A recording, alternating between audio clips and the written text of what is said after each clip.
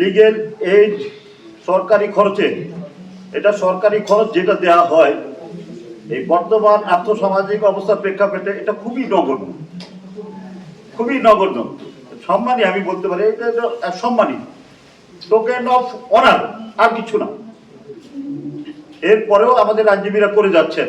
Legal এইডের যে সমস্ত প্যানেল আইনজীবীবৃন্দ আছেন, আমরা মাঝে মধ্যে দু একটা অভিযোগ পাই যে ওনারা একটু অনাগ্রহী। আমি বাইরের প্রেসিডেন্ট সেক্রেটারি সাহেব আছেন, আমি তাদেরকে বলবো যে আপনারা একটু তাদেরকে উদ্বুদ্ধ করবেন, তারা যেন একটু আন্তরিকভাবে এগুলো করে মামলাগুলো শেষ করে দেয়। লিগেল এইডের আজকে আমি লিগেল এইড অফিসারের কাছ থেকে আমরা যা শুনলাম, গত বছরে 1 কোটি প্লাস টাকা আদায় করে দিয়েছেন। তারপরে এই ক্ষেত্রে বেশিরভাগই হলো আমাদের এই অসহায় মহিলাদের দেনমোহর খোরপোশের টাকা।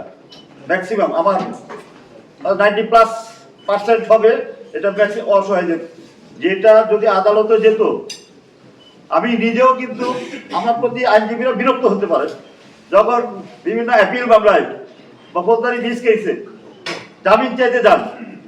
আমি জিজ্ঞেস করি প্রথমে, আপনারা কি বিবাহ বিচ্ছেদ হয়ে গেছে?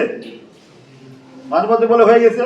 আমি বলে হয়ে গেলে তাহলে আপনি দেনমোহরের টাকাটা পরিশোধ করে দেন, আমি আজকেই জামিন দিয়ে দেবো। আজকে আপনি যদি আজকে পরিশোধ করেন, আজকে আমি জামিন দিয়ে দেবো। অ্যাপিল ফৌজদারি আপিল মামলা যেগুলো, এভাবেও কিন্তু কিছু মানুষ উপকৃত হচ্ছে, আরেকটা মামলা করা লাগছে না তার।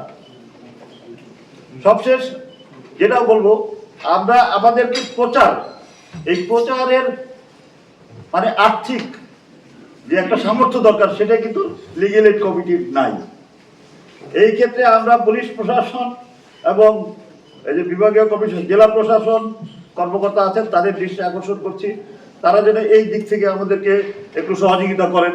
বিভাগীয় কমিশনার মহোদয় আছেন, তারও দৃষ্টি আকর্ষণ করছি, কারণ তিনি এই বিভাগের ডিআইজি মহোদয় এই বিভাগের নেতা, পুলিশের নেতা, প্রশাসনের নেতা।